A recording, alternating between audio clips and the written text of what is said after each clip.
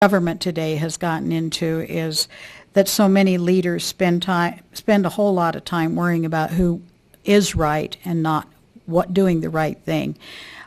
We need to get the egos out of the way, and that will make for better working partnerships, whether it's on the commission or whether it's the city, county, whether it's the state and the county, the legislature, whoever it is. We need to get those egos out of the way, because as long as they're in the way, everybody's thinking about their name rather than the public and getting things worked out and things done.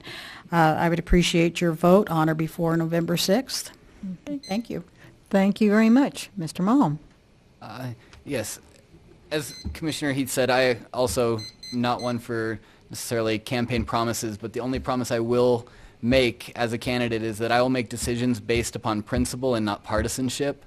I believe that this office, many of the decisions made are for what's best for the Laramie County residents as a whole and not based upon party affiliation or anything like that. I'm also running because 66% of the population of Laramie County is under the age of 50 years old. And I want to be the voice of the younger generation that is in this community, has moved back to this community, and calls this place home. I know many of my friends from high school and junior high and college want to return home to Laramie County.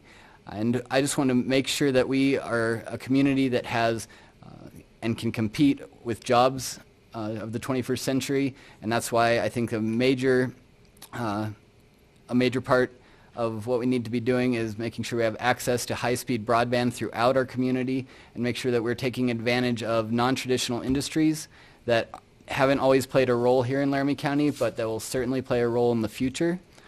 I'm also running because, like I mentioned in my opening, my background in real estate suits itself well to this particular body.